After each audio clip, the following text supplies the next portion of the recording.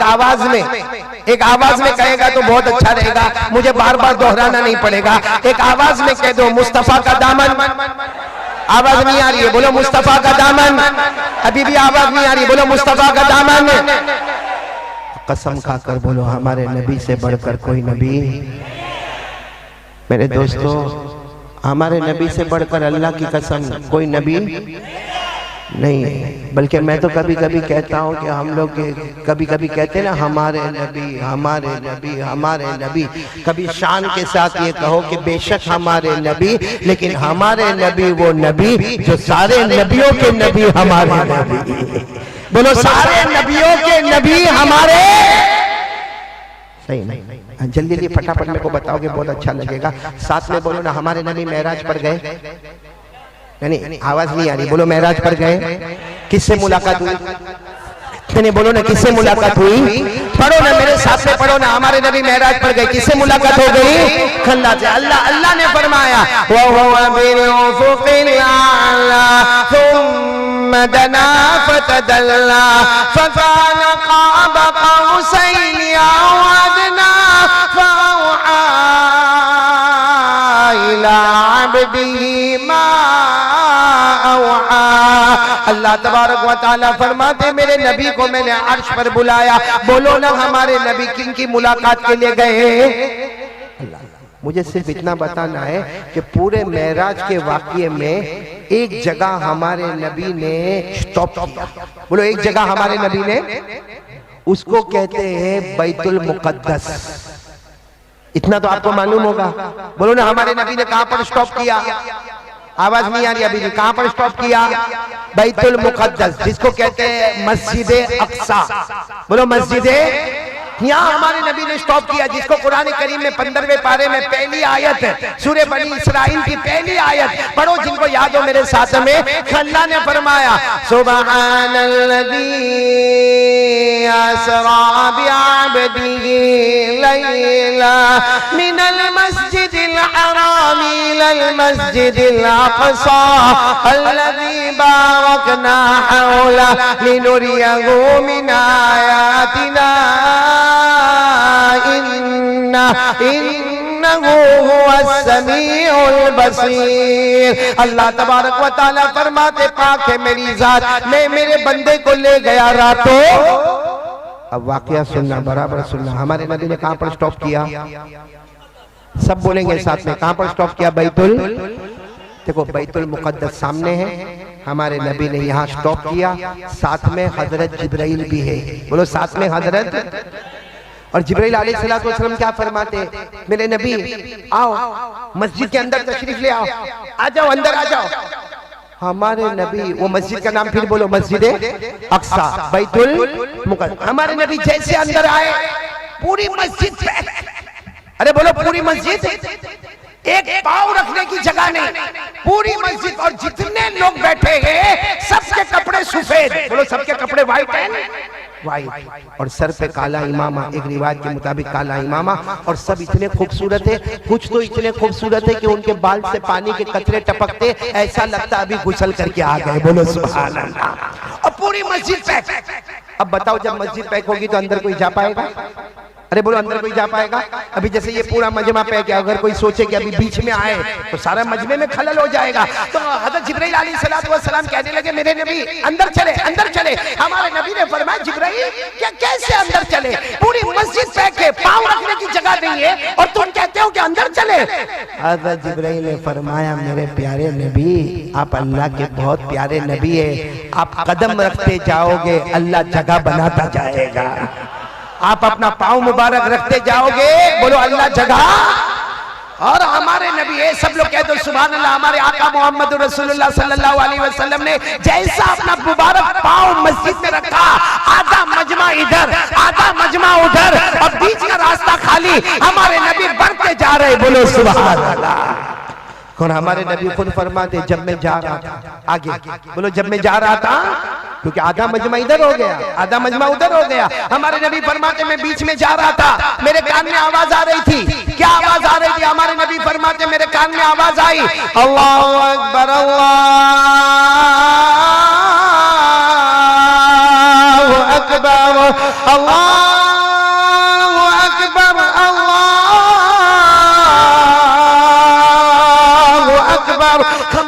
फरमाते मेरे कान में अजान की आवाज आती गई, मैं आगे बढ़ता गया बढ़ता गया बढ़ता गया। बोलो सुभान अल्लाह।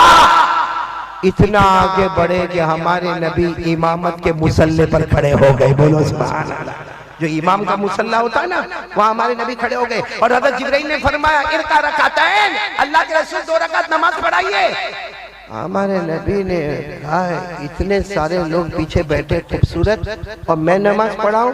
तो हज़रत जिब्राइल ने फरमाया वो बैठे नहीं है, आप ही का इंतजार कर रहे हैं। बोलो सुभान अल्लाह। हमारे नबी मुसल्ले पर, अरे पूरा मजमा बोलो हमारे नबी इमामत के, हमारे नबी अल्लाहु अकबर बोलो अल्लाहु। नमाज शुरू हो गई, 2 रकात नमाज हो गई। अस्सलामु अलैकुम व रहमतुल्लाह, अस्सलामु अलैकुम व रहमतुल्लाह, नमाज हो गई। हमारे नबी हज़रत जिब्राइल की तरफ देखने लगे। हमारे नबी की आंखों में आंसू मुबारक थे। हमारे नबी ने फरमाया जिब्राइल मुझे ये मालूम है ये बैतुल मुक़द्दस है, ए जिब्राइल मुझे मालूम है ये मस्जिद अक़सा है, जिब्राइल मुझे मालूम है इसको नबियों ने बनाया है। लेकिन जिब्राइल मन हाउला, ये पीछे कौन है, ये पीछे कौन है, इतना बड़ा मजमा पीछे ये कौन है? हमारे नबी पूछ रहे जिब्राइल ये पीछे मजमा कौन है? सब सुभान अल्लाह बोलो सुभान अल्लाह। तने साथ में बोलो ना सुभान अल्लाह। हज़रत जिब्राइल ने क्या फरमाया? हज़रत जिब्राइल अलैहिस्सलातु वस्सलाम ने फरमाया आप ये पूछ रहे हो कि पीछे कौन है? हज़रत जिब्राइल ने फरमाया हज़रत आदम अलैहिस्सलातु वस्सलाम से लेकर हज़रत ईसा अलैहिस्सलातु वस्सलाम तक 1,24,000 पैगंबर या 2,24,000 पैगंबर, हज़रत आदम से लेकर हज़रत ईसा तक अल्लाह ने सबको जमा किया और अल्लाह ने ऑर्डर दिया हर नबी आज यहाँ नमाज पढ़े, क्योंकि हर नबी मुक्तदी होगा, मेरा मोहम्मद सबका इमाम होगा।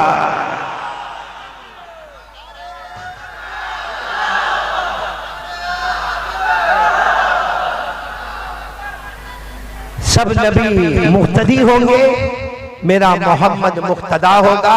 इसलिए मैं कहता हूं मेरे कलकत्ता वालों, ये साफ समझ लो हमारे नबी के बारे में कह दो सब नबियों के नबी, आवाज नहीं आ रही, सब नबियों के नबी, हमारे नबी से बढ़कर बोलो ना कोई नबी। आवाज नहीं आ रही भाई, मैं थक जाता हूँ, आप तो नहीं थकते हो ना? बोलो ना साथ में बोलो हमारे आका से बढ़कर। कौन कौन नहीं बोलेगा? नहीं बोलेगा उसको आज अल्लाह जन्नत की हाँ करेगा। तैयार हो जाओ, हाथ ऊपर करो, बोलो नहीं। क्या बोलोगे? नहीं बोलोगे? बोलोगे नहीं इंशाअल्लाह। पूरा मजमा साथ में बोले हमारे आका से बढ़कर कोई आका। आवाज नहीं आ रही है, नहीं पे जोर दो। हमारे आका से बढ़कर कोई आका नहीं, हमारे नबी से बढ़कर कोई नबी नहीं, हमारे पैगंबर से बढ़कर अल्लाह की कसम कोई पैगंबर। अच्छा पूरा मजमा बोलेगा, बोलेंगे इंशाल्लाह, बोलेंगे इंशाल्लाह। अभी वो जो नाते पाक पढ़ रहे थे कौन? शमशीर जहां, बहुत प्यारा कुछ बातें उन्होंने जो मैं अभी कहने जा रहा हूँ अपने नाते पाक में उन्होंने रखा। दुआ करो कि अल्लाह ताला हम सबको समझने की तौफीक अता फरमाए। अभी जो मैं बोलूंगा पूरा मजमा बोलेगा, कोई खामोश नहीं रहेगा। देखो मेरे दोस्तों बहुत प्यारा महीना, साथ में पूरा मजमा साथ में बोले हमारे नबी वो नबी, बोलो हमारे नबी वो नबी। अभी भी आवाज नहीं आ रही, साथ में हमारे नबी वो नबी वो नबी वो नबी वो नबी वो नबी वो नबी वो नबी वो नबी वो नबी वो नबी, अल्लाह की कसम हमारे नबी वो नबी, बोलो अल्लाह की कसम हमारे नबी वो नबी। उंगली मुबारक से इशारा करे, उंगली मुबारक से इशारा करे, चांद के 2 टुकड़े हो जाए, आधा इधर हो जाए आधा उधर हो जाए। सुभान अल्लाह बोलो। कोई कर सकता है ऐसा कलकत्ता में? है हम चांद का कहां से टुकड़ा करें? अपनी बीवी पर कंट्रोल नहीं कर सकता। सही बोल रहा हूं गलत बोल रहा हूं? साथ में सुनना हमारे नबी का इससे बड़ा कमाल, साथ में बोलो हमारे नबी वो नबी, बोलो हमारे नबी वो नबी वो नबी वो नबी वो नबी वो नबी वो नबी वो नबी वो नबी, अल्लाह की कसम हमारे नबी वो नबी। उंगली मुबारक से पहली मर्तबा इशारा करे, बोलो सुभान अल्लाह। दूसरी मर्तबा इशारा करे, सुभान। तीसरी मर्तबा हमारे नबी उंगली मुबारक से इशारा करे। 1400 सहाबा बोले हमारे नबी इशारा करते गए करते गए करते गए। डूबा हुआ सूरज भी, बोलो डूबा हुआ सूरज भी मोहम्मद के इशारे पर वापस आ जाए।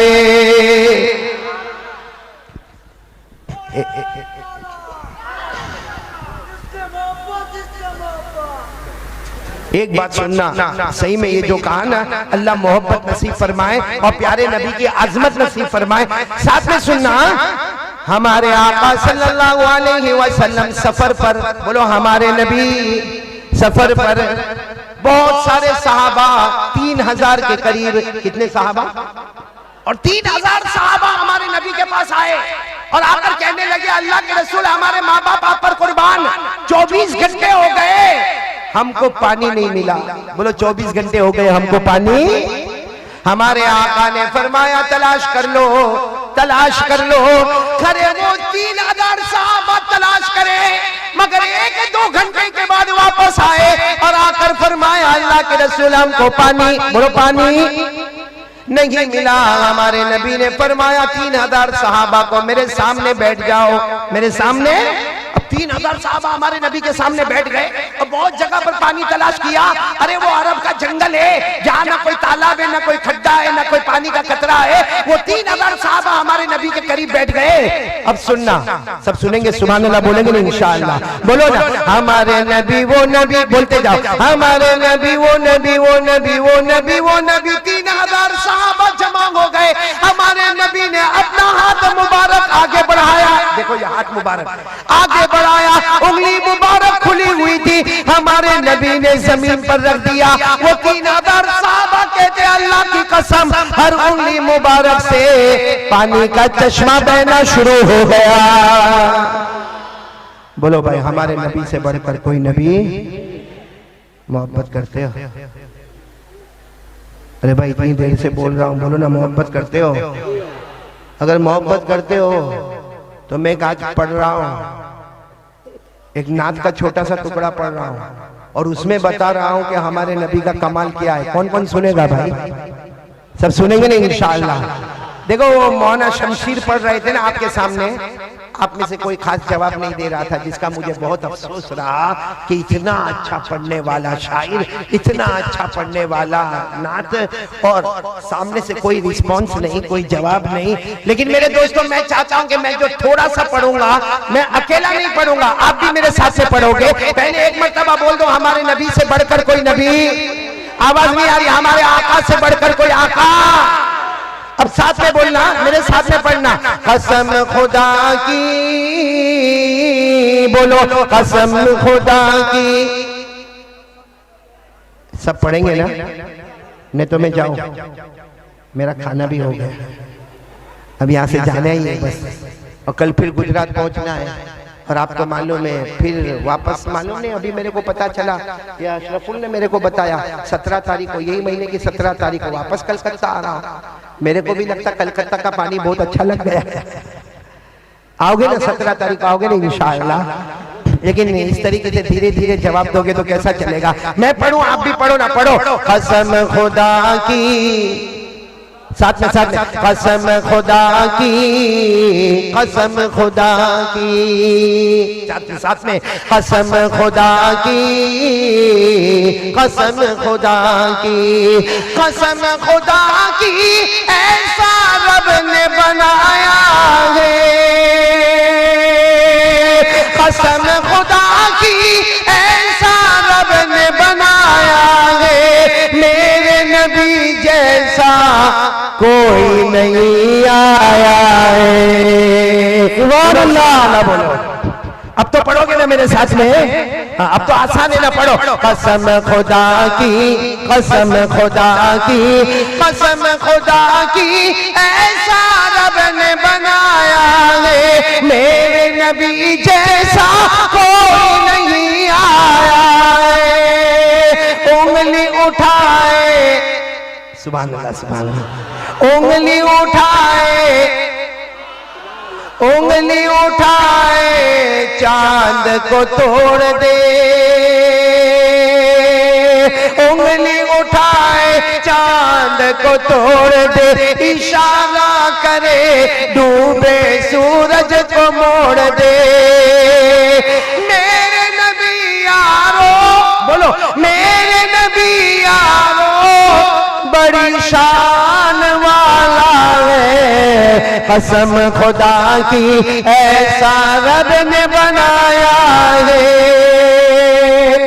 सुभान अल्लाह, बोलो सुभान अल्लाह। सच बताओ, अल्लाह की कसम, हमारे नबी से बढ़कर कोई नबी है? आपको मालूम है हमारे नबी की विलादत बाद शहादत हुई, यानी हमारे नबी पैदा हुए, सबसे पहले दूध पिलाया आपकी माँ वालिदा मोहतरमा बीबी आमिना। फिर दूध पिलाने कौन ले गई? दाई हलीमा। और गांव में ले गई, गांव का नाम है कबीला बनु साद। बोलो, गांव का नाम है कबीला बनु साद। छोटे से गांव में लेकर गई। अच्छा, दूध पिलाने की मुद्दत खत्म हो गई। भाई हलीमा को जितने दिन पिलाना था, जितनी रातें दूध पिलाना था, दाई हलीमा रज़ी अल्लाह ताला अन्हा ने दूध पिलाया। लेकिन पिलाने की जब मुद्दत खत्म हो गई तो हमारे नबी को गोद में उठाकर मक्का शहर में ले आई, क्योंकि गांव में थी, वहां से मक्का लेकर आई और बीबी आमीना को दे दिया। बोलो, बीबी आमीना को। बीबी आमीना ने हमारे नबी को अपने गोद में रखा तो दाई हलीमा क्या बोली मालूम? आमीना, ए सुनो सुनो, कलकत्ता बीबी दाई हलीमा बोल रही, आमीना आमीना ये बच्चा मेरे साथ गांव में था, ये मोहम्मद बच्चा मेरे साथ गांव में था। दाई हलीमा रोते रोते कहती, पैदा करने वाले की कसम पूरे गांव में गई, इससे बढ़कर खूबसूरत बच्चा मैंने कहीं भी नहीं देखा। सुभान अल्लाह। अब सुनना, नारे तकबीर, नारे तकबीर। हजरत मौलाना कारी अहमद अली फलाई, हजरत मौलाना कारी अहमद अली फलाई, उलमाए हक, उलमाए देवबंद। सुनो, नारे तकबीर। दाई हलीमा ने कहा, आमीना पूरे गांव में गई मगर मोहम्मद जैसा खूबसूरत बच्चा मैंने, बोलो, नहीं देखा। आमीना क्या फरमाती मालूम? वो तो नबी की माँ थी। कहने लगी, हलीमा तू तो गांव की बात करती कि गांव में तुझे मोहम्मद से बढ़कर खूबसूरत कोई बच्चा नहीं दिखा। आमीना कहती है, अल्लाह की कसम खाकर कहती हूँ, काबा के पैदा करने वाले की कसम खाकर कहती हूँ, मैं पूरे मक्के शहर में गई, मोहम्मद से बढ़कर खूबसूरत मैंने बच्चा नहीं देखा।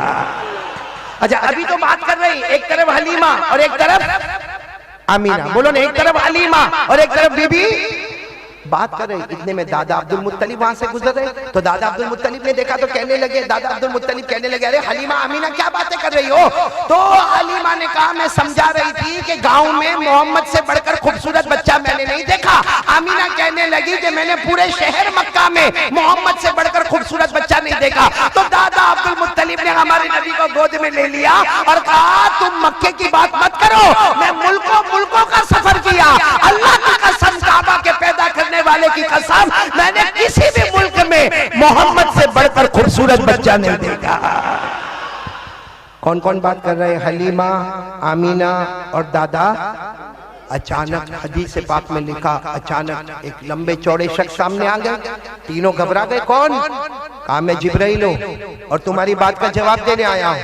अब तीनों की तीनों, हलीमा, आमीना और दादा अब्दुल मुत्तलिब, जिब्राइल आ गए। हज़रत जिब्राइल अलैहिस्सलातु वस्सलाम ने फरमाया, हलीमा तुमने ऐसा खूबसूरत बच्चा अपने गांव में नहीं देखा। ए आमीना, तुमने ऐसा खूबसूरत बच्चा मक्के में नहीं देखा। अब्दुल मुत्तलिब, तुमने ऐसा बच्चा मुल्कों में नहीं देखा। अरे हज़रत जिब्राइल फरमाते, रअयतुल मशारिक वल मगारिब। हज़रत जिब्राइल कहते, मैंने तो मशरिक भी देखा, मगरिब भी देखा, शमाल भी देखा, जनूब भी देखा। मैंने नबियों से मुलाकात की, अल्लाह की कसम, अल्लाह ने मोहम्मद से बढ़कर खूबसूरत किसी को पैदा ही नहीं किया। मोहम्मद से बढ़कर किसी को खूबसूरत पैदा ही। तो आप सच बताओ, जब हमारे नबी पैदा हुए, हलीमा के घर पे गए होंगे तो क्या शान होगी? सब मेरे साथ में पढ़ेंगे इंशाअल्लाह। नहीं बोलो ना, पढ़ेंगे इंशाअल्लाह। पढ़ो मेरे साथ में, पढ़ो ना। कसम खुदा की, ये सामने वाले क्यों नहीं पढ़ते? कोई टेंशन है आपको? बीवी का कोई टेंशन तो नहीं ना? पढ़ो ना मेरे साथ में, पढ़ो। कसम खुदा की, कसम खुदा की, ऐसा रब ने बनाया है। अब आगे सुनना। हलीमा तेरे घर में उजाला है, बोलो हलीमा, हलीमा तेरे घर में उजाला है, हलीमा तेरे घर में उजाला है, हलीमा तेरे घर में उजाला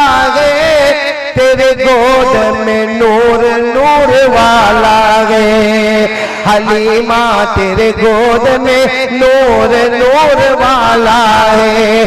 वल्लाह वल्लाह हलीमा, बोलो वल्लाह वल्लाह हलीमा, कैसा नसीबा तूने पाया है। कसम खुदा की ऐसा रब ने बनाया है, मेरे नबी जैसा कोई नहीं आया है। अब पूरा मजमा साथ में बोले मुस्तफा का दामन। अच्छा, आज मुस्तफा का दामन हमारे पास है। आज मैं सिर्फ एक बात आपसे कहने आया हूँ, हमारे नबी के दिल में रहमत थी, हमारे नबी के दिल में मोहब्बत थी, हमारे नबी बड़े से बड़े मुजरिम को माफ करते थे, हमारे नबी किसी को सताते नहीं थे, किसी को तकलीफ देते। आज हमारे मुंह पे गालियां कहां से आ गई? हमारे मुंह पे गालियां, हम लोगों को सता रहे हैं, हम किसी का दिल दुखा रहे हैं, हम कितनों का कर्ज लेते और लेने के टाइम पर कहता है कि मैं 10 दिन के बाद तेरा कर्जा वापस चुका दूंगा, 1 महीने के बाद तेरा कर्ज वापस चुका दूंगा।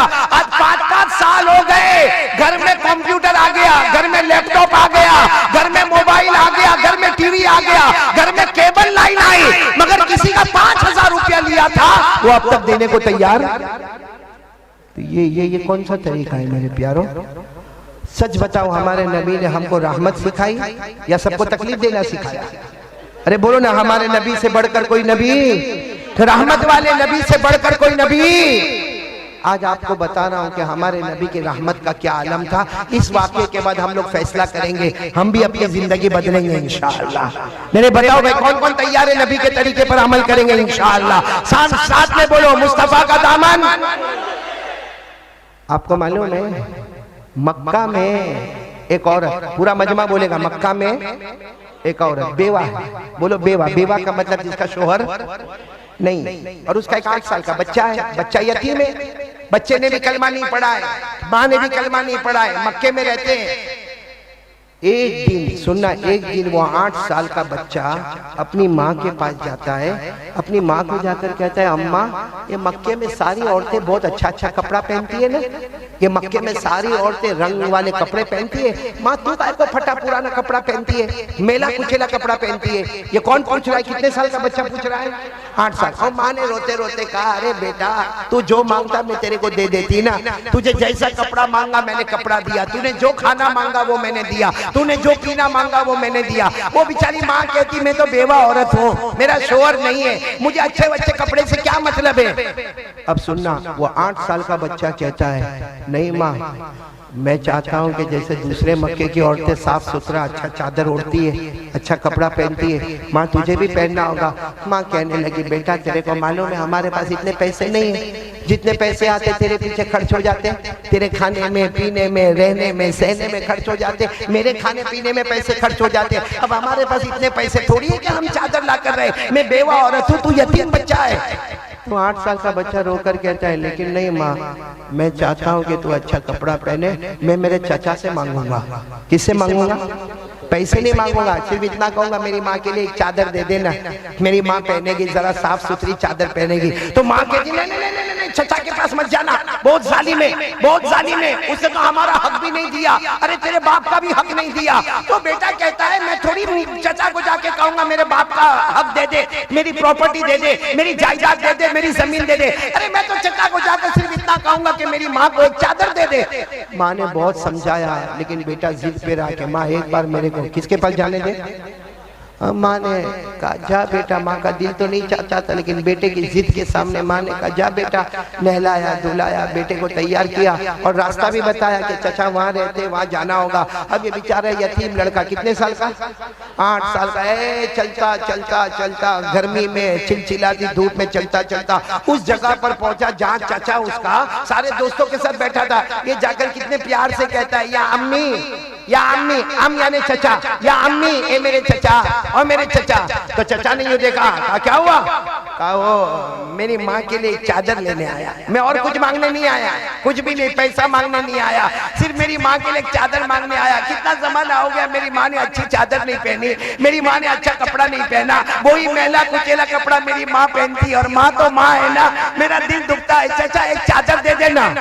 वो चचा उठा और उसने जो मारना शुरू किया, कितने साल के बच्चे, इतना मारा, आखिर में एक पत्थर था वो लेके उसके सर पे पटक दिया। अब वो सर जख्मी हो गया, लहू लुहान हो गया, वो 8 साल के बच्चे का कपड़ा फट गया। वो बेचारा दौड़ता है कि चचा मत मारो, चचा मत मारो, चचा मत मारो, और चचा पीछे दौड़ दौड़ के मारता। जब बहुत दूर निकल गए, चचा भी दूर हो गए, इसने अपने कपड़े को देखा, पूरा कपड़ा फटा हुआ, अब बदन में से खून निकलता, सर फट गया, वहां से खून निकलता। अब वो बेचारा लड़का भाग रहा है कि मेरे को बचा लो भाई, मेरे को बचा लो, मैं छोटा बच्चा, मैं यतीम बच्चा, मेरे को बचा लो। अब रास्ते में कोई मिला, उसने कहा क्या हुआ, 8 साल के बच्चे को मुझे क्या हुआ, कहा एक्सीडेंट हो गया, ये क्या है? तो कहा वो मेरे को चचा ने बहुत मारा। कहा क्यों मारा चचा ने? कहा मेरी माँ के लिए एक चादर मांगने गया, उसमें मेरे कपड़े भी फाड़ डाले, मुझे कितना मारा, हाथ पे मारा, पाँव पे मारा, सर पे पत्थर मारा। अच्छा जो आदमी मिले ना, उन्होंने कहा एक काम कर, चचा के पास मत जा, चादर मांगना है, मक्के में रहता है, चादर चाहिए, काबे के पास जा, मोहम्मद नाम के आदमी होंगे, वहां जाएगा तेरी मुराद पूरी हो जाएगी। बोलो सुभान अल्लाह। तो लड़का 8 साल का मार खाया हुआ था, कहा ना अब कहीं नहीं जाना। 8 साल का लड़का क्या बोलता, अब मुझे कहीं नहीं जाना, पहले मेरी माँ के पास जाना, मेरी माँ से पूछ के करूंगा, बाकी अब मेरे माँ के पास जाना। ये कहकर वो लड़का, 8 साल का लड़का रोता, हाथ में जख्म लगा, पाँव में जख्म लगा, पेट पे जख्म है, पीठ पे जख्म है, सर फटा हुआ। और देखो माँ और बेटे में कनेक्शन इतना होता है, मार किसको पड़ी है, बेटे को, मालूम नहीं, वहां माँ का दिल तड़प रहा है, वो बेचारी घर के ओटे पर आ गई, फिर घर के बाहर आ गई, फिर और थोड़ा चलने लगी, बस वो माँ का दिल दुखता है। अजीब अल्लाह ने माँ और बेटे में कनेक्शन रखा है कि बेटा अमेरिका में होता है और माँ इंडिया में होती है, उसको वहां बुखार आता है, माँ यहाँ तड़पना शुरू करती है। मालूम नहीं वो माँ तड़पते बाहर निकली, थोड़ी देर में माँ की नजर पड़ी कि मेरा बेटा आ रहा है, फटे हुए कपड़े, और बेचारा रोता है। यहाँ से माँ दौड़ी, वहां से बेटा दौड़ा, और दोनों एक दूसरे के गले लग गए। अब माँ इतना रोई बेटे को लेकर घर में लेकर आई, नहलाया, धुलाया, सब जख्मों को साफ किया, पट्टियां बांधी, और फिर माँ ने गले लगा कर कहा बेटा मना करती थी ना, मैंने मना किया था ना कि मत जाना चचा के पास, फिर भी तुम जिद में चचा के पास चले गए, अब आइंदा से चचा के पास मत जाना। बेटा कितने साल का, सब जख्म वखम पे पट्टी लगी हुई, कहता माँ एक और एड्रेस मिल गया है, एक और पता। माँ ने कहा किसका पता मिला? कहा माँ वहाँ चादर मिल जाएगी। माँ ने कहा कौन? कहा किसी ने मुझे कहा कि काबे के पास जाओ, मोहम्मद नाम के हैं, उनके दरबार से कोई खाली हाथ वापस नहीं आता। बोलो उनके दरबार से कोई खाली हाथ वापस। वही माँ जिसने अभी तक गले लगाया ना, वो ऐसे बेटे को जोर से धक्का मारा, कहा बेटा आइंदा मोहम्मद का नाम ये घर में नहीं आना चाहिए। कि माँ ने ईमान तो कबूल नहीं किया था। कहा बेटा आइंदा से मोहम्मद का नाम यहाँ घर में नहीं आना चाहिए। तुझे मालूम है वो जादूगर है, तुझे मालूम है वो शायर है, तुझे मालूम है वो मजनून है, तुझे मालूम है वो काहिन है, वो नजूमी है, और मालूम नहीं किस लोग के दरमियान में तोड़ हो गई है। बेटा सबका नाम लेना मगर मोहम्मद का नाम। अच्छा सच बताओ, ये औरत ने जो कहा ये मक्का वाले बोलते थे कि नहीं बोलते थे? अरे बोलो ना, हमारे नबी को क्या बोलते थे? जादूगर है, मजनून है, शायर है, काहिन है। अरे कुरान करीम में लिखा है 27वें पारे में अल्लाह ने फरमाया फज़क्किर फमा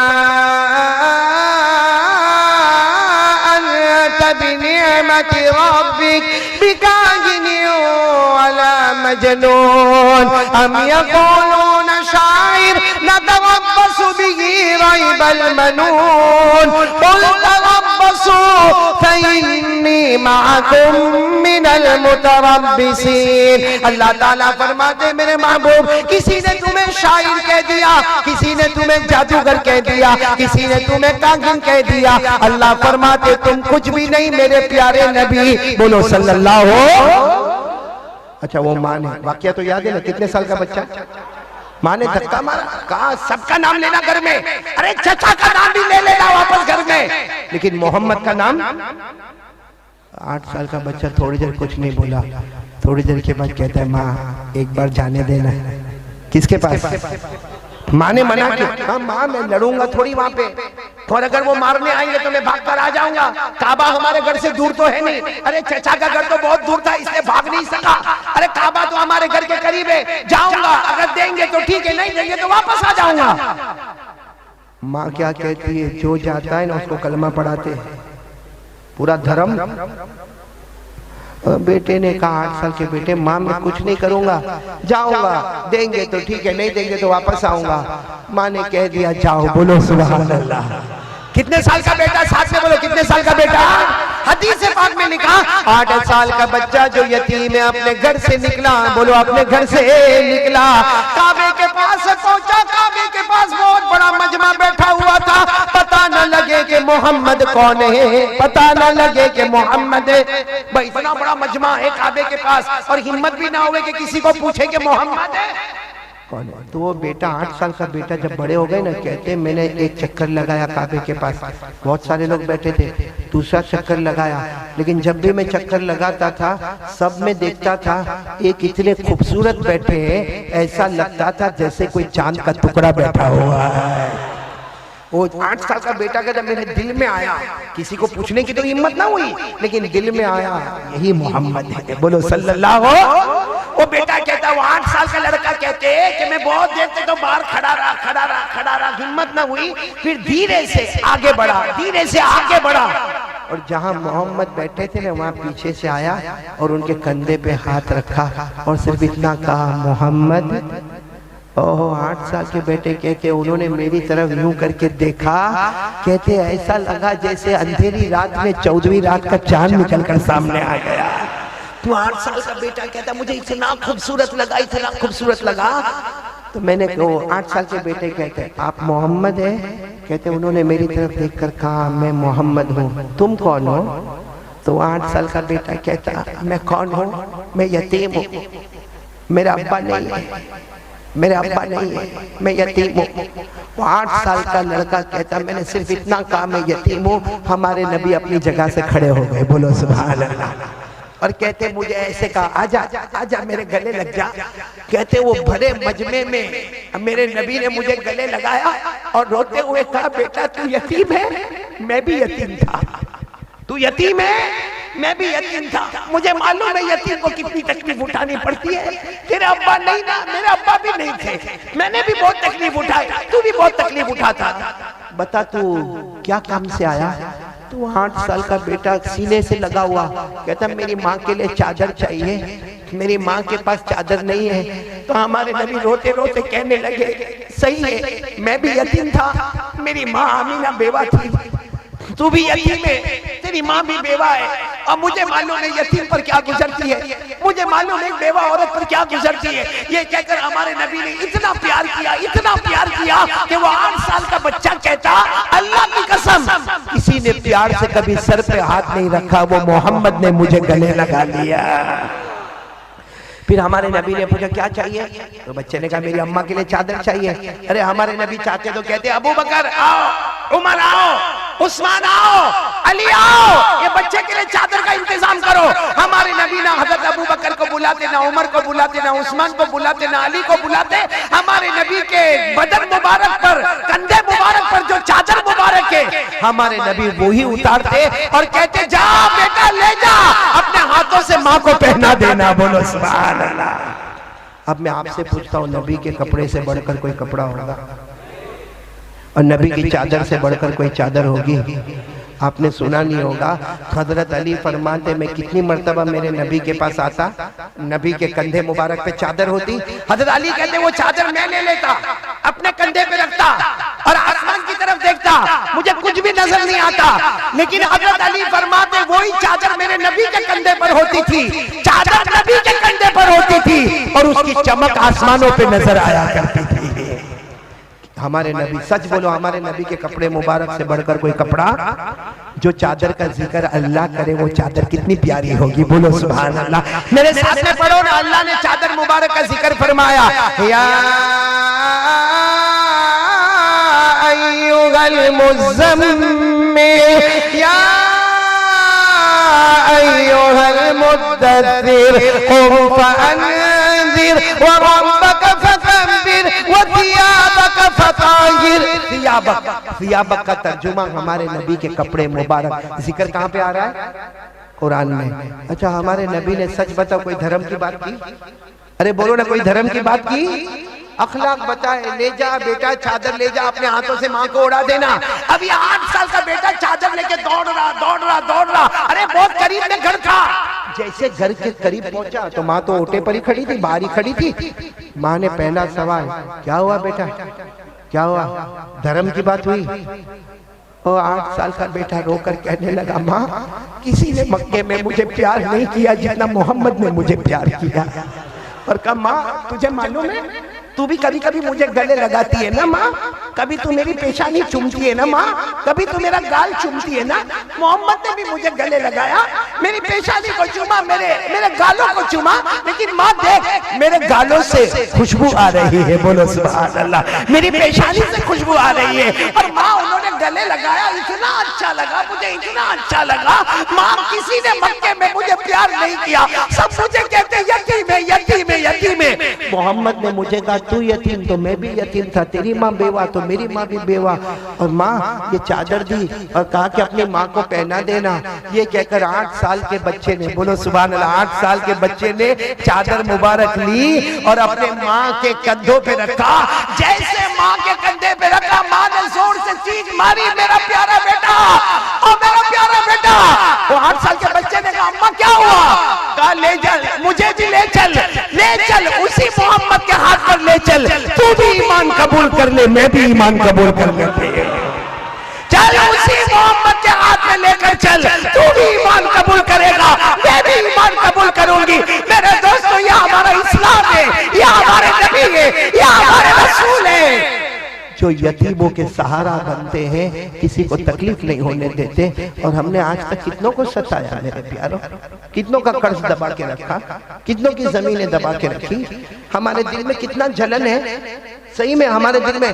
मैं आज कलकत्ता में खुलकर कहता हूँ, इस वक्त भी हिंदुस्तान के जो हालात है उसमें मैं खुलकर कहता, अल्लाह की कसम हमको गैरों से वो नुकसान नहीं पहुंचता है जो अपनों से नुकसान पहुंचता है। आज हमारे दिल में जलन है, जलन। सच बताता हूँ मेरे प्यारों, एक ही गांव में रहने वाला, एक साथ में सलाम करने वाला, एक साथ में कमाने वाला, एक ही गांव में अपने बीवी बच्चों को रखने वाला, लेकिन एक के घर में कलर लगता होगा, दूसरे को रात को नींद नहीं आती, नींद नहीं आती, उसको परेशान है। हालांकि सामने मिलेगा ना, अस्सलाम वालेकुम, वालेकुम अस्सलाम, अब कैसे हो, तुम्हारी तबीयत कैसी है, तुम्हारा बच्चा कैसा है। और मेरे दोस्तों, अंदर से जलन दिल में। आज किसी का नुकसान होता है, ये सुनो, आज किसी का नुकसान होता है ना, आकर कहेगा भाई तेरा नुकसान हुआ, मेरे को बहुत दुख हुआ, और घर में जाके अपने बीवी को बोलेगा गया था देखने, आधी दुकान चली, पूरी जल जाती तो अच्छा होता है। सच बोलो, ऐसा हो रहा है कि नहीं हो रहा है? क्या हमारे दिल है ये काले काले दिल? इसलिए आज से कौन कौन तैयारी कर रहा है भाई हमारे नबी के तरीके पर? अखलाक जो हमारे नबी के थे, उन्हीं अखलाक पे हम भी आगे बढ़ेंगे। कौन कौन तैयार है? हाथ ऊपर करे और साथ में बोले मुस्तफा का दामन। को बोल दो, हमारे नबी से बढ़कर कोई नबी, हमारे आका से बढ़कर कोई आका। कितनी बातें हो गई, एक बात तो ला इलाहा, नंबर 2 मुस्तफा का दामन। देखो आज हिंदुस्तान में ये 3 काम बहुत जरूरी है। इसलिए ये वाकया जो मैंने सुनाया, ये वाकया बताता है कि हमारा इस्लाम और हमारा ईमान तलवार के जोर पे नहीं, साथ में बोलो ना, हमारा ईमान तलवार के जोर पे, हमारा ईमान हथियारों के जोर पे, हमारा ईमान चाकुओं के जोर पे। जो लोग कहते हैं वो गलत है। अगर हमारा ईमान आगे बढ़ा है तो हमारे नबी के मुबारक अखलाक से आगे बढ़ा है। अल्लाह ताला वही अखलाक हमको भी नसीब फरमाए। मैं सोचता हूँ आखिरी बात बोलो। आप लोग थक गए होंगे ना? नहीं थके? मैं तो थका कि नहीं थका? कितनी देर हो गई मौलाना उस्मान मेरे को बोलते बोलते? 1.5 घंटा हो गया। हालांकि आज मैं सोच के आया था कि 1 घंटा ही बोलूंगा, क्योंकि 17 तारीख को वापस कलकत्ता में आने का है, तो 1 घंटा वहां बोलूंगा, 1 घंटा यहाँ बोलूंगा, 1.5 घंटा हो गया। और मेरे ख्याल से अभी बोलूंगा तो और 1 घंटा निकल जाएगा। चलेगा ना आपको? ये कौन सा साव है? खड़ाई खड़ाई मेरे को याद करना पड़ेगा ये गाँव। खड़ाई माशाल्लाह बहुत अच्छे लोग हैं।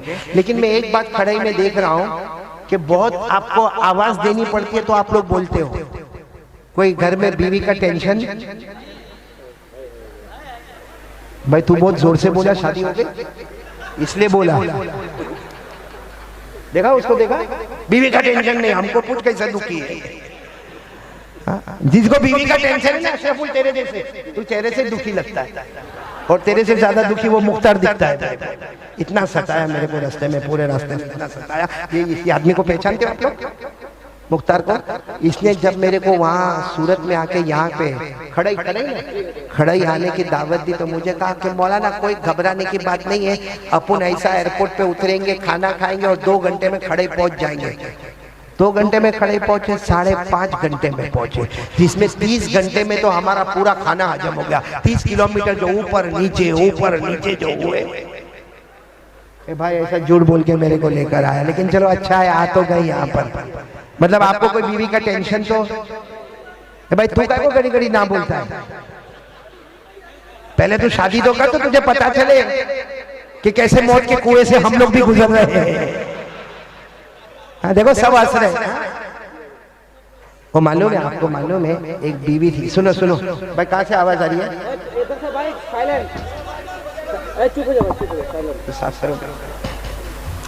एक बात सुनो फिर हम आखिरी बात पर आते हैं। सुनेंगे सब सुनेंगे इंशाअल्लाह। एक बीवी थी, बीवी है वो 17, 18 साल 20 साल से अपने शोहर के साथ में, आमीन बोलो आमीन। ऐसे यहाँ बहुत सारे शोहर होंगे ना, 18 साल 20 साल, तुमको कितना साल हुआ? 10 साल हो सकता है तेरी बीवी होगी।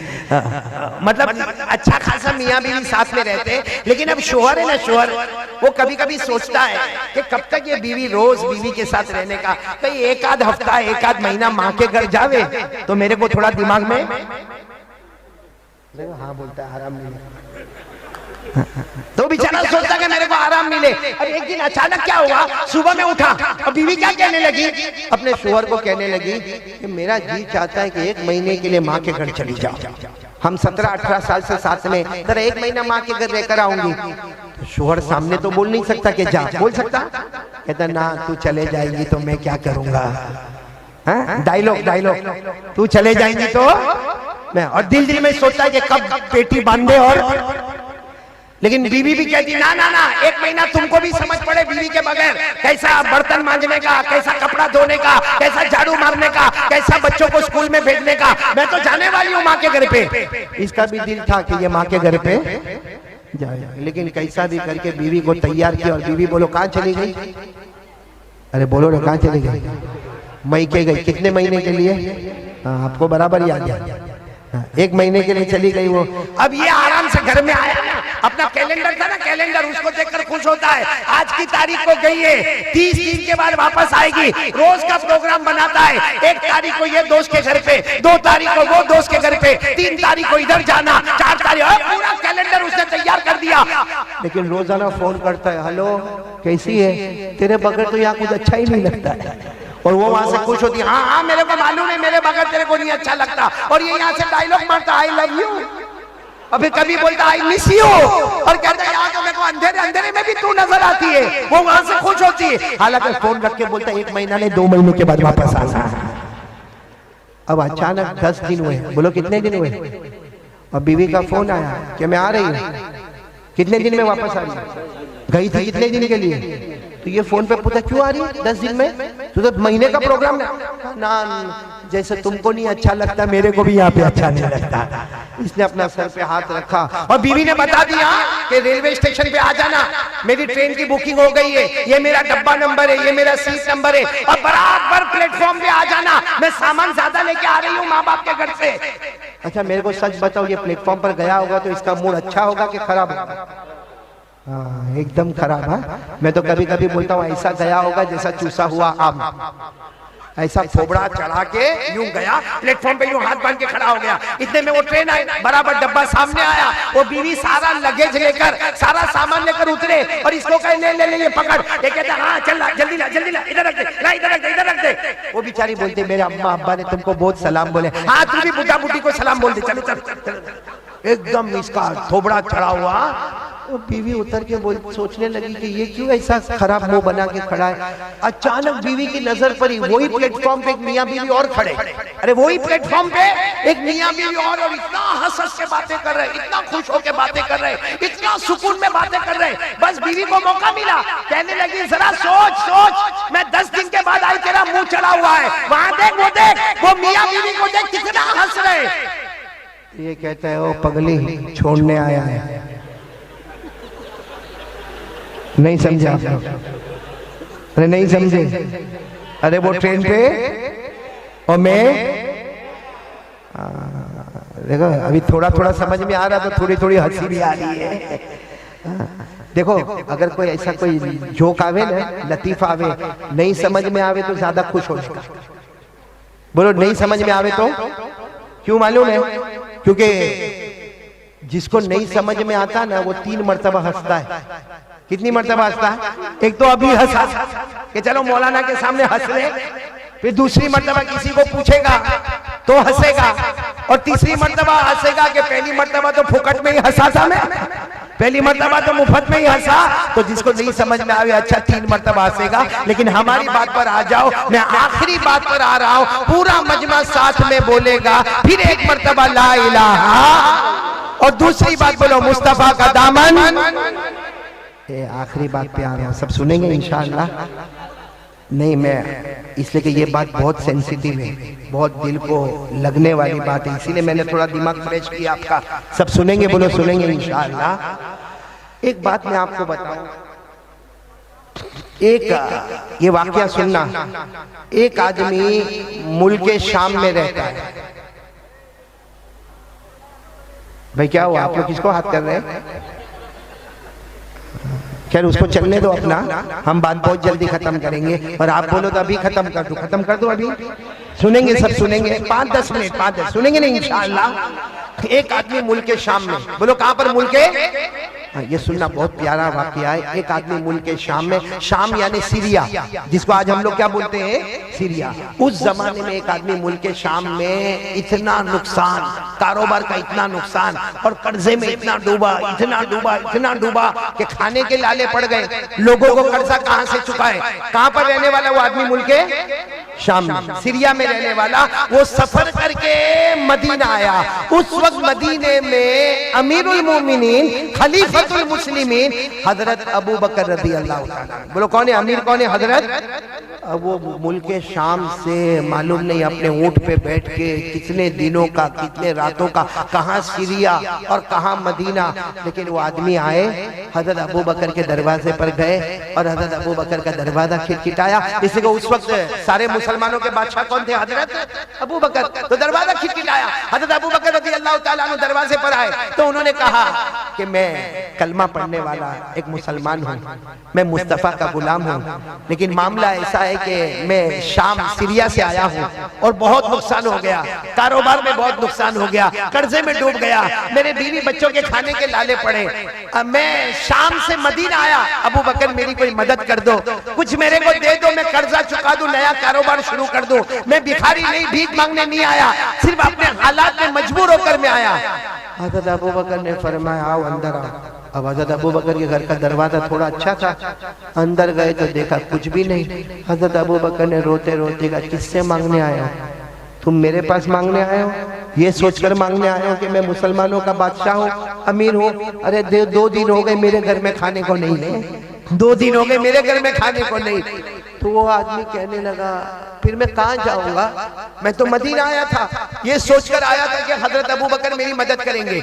सुनना हजरत अबू बकर क्या फरमाते, एक काम करो उस्मान के पास चले जाओ। हजरत साथ में बोलो किनके पास चले जाओ? हजरत। आवाज अभी भी नहीं आ रही, बोलो किनके पास चले जाओ? हजरत। तो कहने लगे मैं तो उस्मान को पहचानता नहीं हूँ, आप कुछ लिख कर दे दो तो मैं चले जाऊंगा हजरत उस्मान के पास। हजरत अबू बकर ने फरमाया मेरे लिखने की कोई जरूरत नहीं है, बल्कि उनको कहना भी नहीं कि अबू बकर ने भेजा है, लिखने की भी जरूरत नहीं, और उस्मान को कहना भी नहीं कि अबू बकर ने भेजा है। सिर्फ जाकर वहां जाकर इतना कह देना मैं गरीब हूँ, मुस्तफा का गुलाम हूँ, कोई भी मुस्तफा का गुलाम आ जाए, उस्मान की सखावत शुरू हो जाती है। बोलो सुभान अल्लाह। तो इन्होंने कहा लेकिन मेरे को तो बहुत बड़ी रकम चाहिए। सुनो, इन्होंने क्या कहा, मुझे तो बहुत बड़ी रकम चाहिए। क्यों बड़ी रकम चाहिए मेरे को? इसलिए कि मेरे को कर्जा भी अदा करना है, नया कारोबार भी शुरू करना। अरे कुर्बान जाओ, हज़रत अबू बकर ने फरमाया कितनी भी बड़ी रकम चाहिए उस्मान के पास चले जाओ, रकम का जिक्र मत करना और मुझे कुछ लिखने की भी जरूरत नहीं, और ये भी मत कहना कि अबू बकर ने भेजा है। आप चले जाओ, जहां तुम्हारी सोच खत्म होती है हजरत उस्मान की सखावत शुरू हो जाती है। बोलो सुभान अल्लाह। अब वो आदमी गए, बोलो किनके पास जा रहे हैं? सीरिया वाले किनके पास जा रहे हैं? हजरत। सब हजरत उस्मान के पास जाकर क्या टेंशन हुआ मालूम है? जब घर के बाहर गए तो देखा कि हजरत उस्मान तो घर में अपने बच्चों को डांट रहे। और बच्चों को क्या कह रहे? अरे मेरे बच्चों, तुम दूध भी पीते हो, उसमें शहद भी मिलाते हो, दूध का खर्च अलग होता है, शहद का खर्च अलग होता है। अरे खर्चा इतना करोगे तो कैसा चलेगा? अब ये बाहर खड़े खड़े सोचने लगे, मुझे तो उस्मान के पास भेजा और ये तो अपने बच्चों के साथ में डांट रहे। और किसके वास्ते डांट रहे? दूध के वास्ते डांट रहे, शहद के वास्ते डांट रहे। लेकिन इन्होंने हिम्मत की, हजरत उस्मान का दरवाजा खिटखिटाया। भाई सब सुनना, जैसे हजरत उस्मान ने दरवाजा खोला, कहा क्या हुआ? इन्होंने कहा अस्सलाम वालेकुम, मैं सीरिया का रहने वाला, मुल्क शाम का रहने वाला, कर्जे में डूबा हुआ हूँ और मेरे पास खाने को कुछ नहीं है और मैं नया कारोबार शुरू करना चाहता। मैं भिखारी बनकर नहीं आया, लेकिन आप मेरी मदद कर दोगे तो बहुत अच्छा होगा। हजरत उस्मान ने कहा आओ मेरे घर में आओ। घर में बिठाया और बिठाने के बाद कहा, अपने बेटे को कहा, अरे एक बेटे को कहा जरा दूध का प्याला लेकर आओ, दूसरे बेटे को कहा शहद लेकर आओ, तीसरे बेटे को कहा कि खजूर लेकर आओ। ये सोचने लगे कि अपने बेटे को डांट रहे थे, मेरे को दूध भी पिला रहे, शहद भी दे रहे और खजूर भी दे रहे। अब सुनना, हजरत उस्मान रजी अल्लाह ताला अन्हु ने थोड़ी देर में एक ऊंट तैयार किया और ऊंट पर इतना सामान, कपड़े, बर्तन, अनाज, गल्ला और साथ में 6000 दिरहम दिए। कितने दिरहम दिए? तो इनकी जबान से निकला कि मेरे को तो 3000 की जरूरत थी, 3000 दीनार की जरूरत थी, आपने तो 6000 दीनार दे दिए। तो हज़रत उस्मान ने कहा जाओ लेकर जाओ, आइंदा जरूरत पड़े तो वापस उस्मान के पास आ जाना। अब मुझे जो बात बतानी वो सुनो, मैंने ये वाकया क्यों सुनाया? जब वो जाने लगे तो हज़रत उस्मान ने कहा कि जा रहे हो? तो उन्होंने कहा बहुत बहुत शुक्रिया, मेरे को तो मिल गया, कपड़े भी मिल गए, बर्तन भी मिल गया, अनाज भी मिल गया, सवारी भी मिल गई और मेरे को 6000 दीनार भी मिल गए, मेरे को तो सब मिल गया, मैं जा रहा हूँ और आपका बहुत बहुत शुक्रिया। तो हज़रत उस्मान कहते मेरा शुक्रिया मत अदा करो, अबू बकर का शुक्रिया अदा करो जिन्होंने तुम्हें यहाँ भेजा है। तो उन्होंने कहा मैंने तो आपको कहा भी नहीं कि हज़रत अबू बकर ने भेजा है, आपको कैसे मालूम? हज़रत उस्मान ने कहा हम मुस्तफ़ा के गुलाम हैं, इन आंखों से कम देखते हैं, इन आंखों से ज्यादा देखते हैं। हम इन आंखों से, बसारत से कम देखते हैं, हम दिल की आंखों से देखते हैं कि कौन क्या सरमाया लेकर आता है। खैर अच्छा मेरे को बताओ, ऐसी सखावत आज कोई करे? अरे बोलो ना, हमारे खड़ई में कोई करे? अरे कोई करे ऐसा? ऑल ओवर इंडिया में जाओ कोई ऐसी सखावत करे? नहीं करे। लेकिन एक बात आपको बताऊं, ये उस्मान इतनी बड़ी सखावत करने के बाद जब हजरत अबू बकर रज़ी अल्लाह ताला अन्हु का इंतकाल हो गया, अमीरुल मोमिनीन कौन बन गए? हजरत उमर। हजरत उमर रज़ी अल्लाह ताला अन्हु शहीद हो गए, उनके बाद में अमीरुल मोमिनीन कौन बने? बहुत पैसा, बहुत माल दौलत। अरे जब हजरत अबू बकर के जमाने में हजरत उस्मान के पास इतना माल और दौलत था, अब तो हजरत उस्मान खुद अमीरुल मोमिनीन बने हैं, सारा बैतुल माल इनके पास में है, सारी जमीन की दौलत इनके पास में है। लेकिन यही हजरत उस्मान, पूरा मजमा सुन लो, रात के सन्नाटे में कब्रिस्तान जाते थे। बोलो कहां पर जाते थे?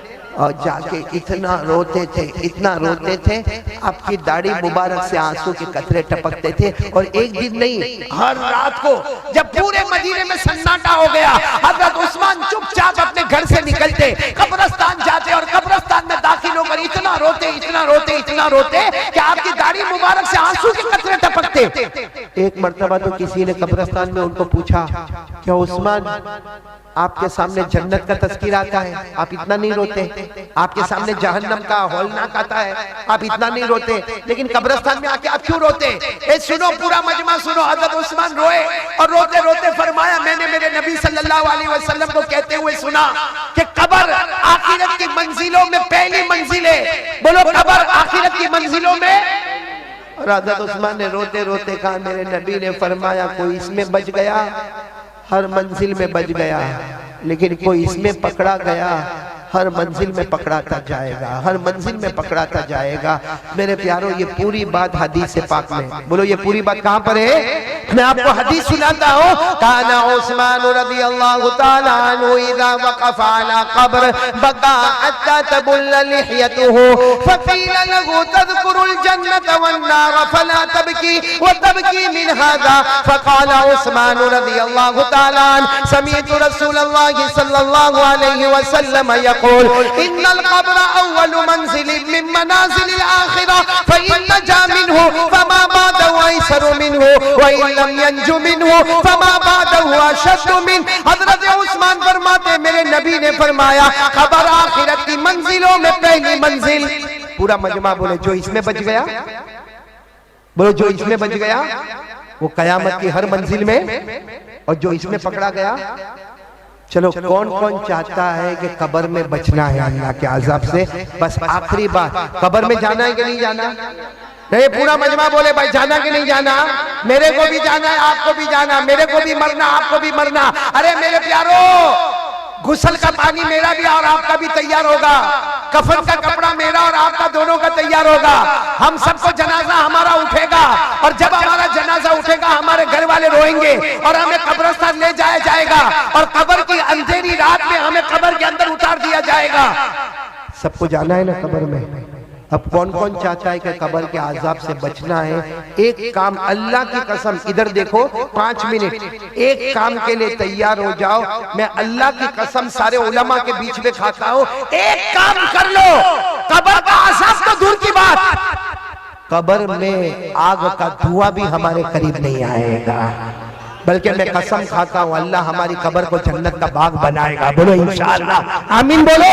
अल्लाह हमारी कब्र में जन्नत की खुशबुएं लाएगा। बोलो आमीन। अल्लाह हमारे कब्र में जन्नत का बिछोना बिछाएगा। बोलो आमीन। अल्लाह हमारे कब्र को जन्नत के बागों में से एक बाग बना देगा। बोलो आमीन। एक काम करना पड़ेगा, खड़े वालों अगर आप तैयार हो तो मैं आगे बोलूं, करोगे इंशाअल्लाह? क्योंकि हमारे नबी का वादा है कि कब्र का अज़ाब नहीं होगा अगर ये काम करोगे। तो कौन कौन तैयार है? हाथ ऊपर करे भाई। तैयार है तो हाथ ऊपर रखे, बोलो इंशाअल्लाह। नहीं, मैं बात खत्म कर रहा हूं, बोलो इंशाअल्लाह। आवाज नहीं आ रही, बोलो इंशाअल्लाह। कल की फजर बोलो इंशाअल्लाह। मौत की शाम बोलो इंशाअल्लाह। हमारी नमाज कज़ा नहीं होगी, बोलो हमारी नमाज, और अल्लाह की कसम हमारे नबी का वादा है जो नमाजी होगा अल्लाह उसकी कब्र को जन्नत का बाग बना देगा। बोलो इंशाअल्लाह। पढ़ेंगे, नमाज पढ़ेंगे इंशाअल्लाह। हाथ नीचे रखो, आखिरी बात सुन लो, हर नमाजी जन्नती है। पढ़ेंगे, बोलो पढ़ेंगे नमाज। यहाँ बहुत सारे बैठे हैं जो नहीं पढ़ते नमाज, लेकिन आज खड़े ही वाले और जहां जहां से लोग आए हैं, आज सब लोग एक पक्का इरादा करें कि एक मर्दे मोमिन, हमारे मोमिन की जबान इतनी पक्की जबान है, पहाड़ अपनी जगह से हटेगा लेकिन मोमिन की जबान अपनी जगह से नहीं हटेगी। आज पक्का वादा करो कि इंशाअल्लाह मौत तक हमारी नमाज कज़ा नहीं होगी इंशाअल्लाह। और मैं एक आखिरी बात बता दूं जो आप सब लोग मेरे साथ में बोलेंगे, हर नमाजी जन्नती होता है। बोलो हर नमाजी। आवाज नहीं आ रही, बोलो हर नमाजी। कुरान में लिखा, मेरे साथ में पढ़ो, अल्लाह ने फरमाया वल्लज़ीना हुम अला सलातिहिम युहाफिज़ून उलाइका फी जन्नातिम मुकरमून। अल्लाह ताला फरमाते प्यारे प्यारे मेरे बंदे 5 वक्त नमाज की पाबंदी करे। अल्लाह फरमाता तुम जमीन पे नमाज पढ़ते जाओगे, आसमानों पे जन्नत के फैसले होते जाएंगे। फिर बोलो हर नमाजी। अब साथ में ये भी बोल दो बेनमाजी। अल्लाह मेरी और आपकी हिफाजत फरमाए। पढ़ेंगे ना नमाज, पढ़ेंगे ना इंशाअल्लाह।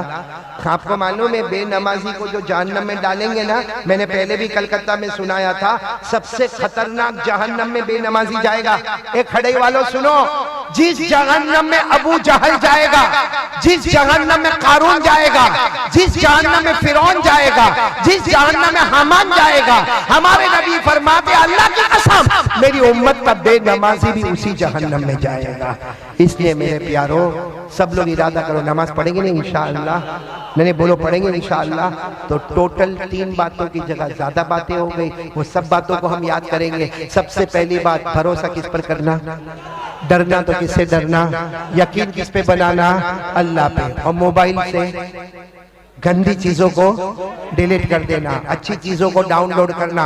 और एक बात जो आपके कान में आई, मुस्तफा का दामन नहीं छोड़ेंगे। और हमारे नबी के अखलाक पर अपने आप को बताना, ताकि दुनिया को पता चले कि इस्लाम के पास अखलाक है, ईमान के पास अच्छे अखलाक है, एक रिस्पेक्ट है, एक डिसिप्लिन है जो अल्लाह और अल्लाह के रसूल ने हमको दी है। और आखिरी बात पर आ जाओ, मौत तक हमारी नमाज कज़ा पक्की बात इंशाअल्लाह। अल्लाह हम सबको अमल की तौफीक अता फरमाए। मैं आप तमाम खड़े वालों का बहुत बहुत शुक्रिया।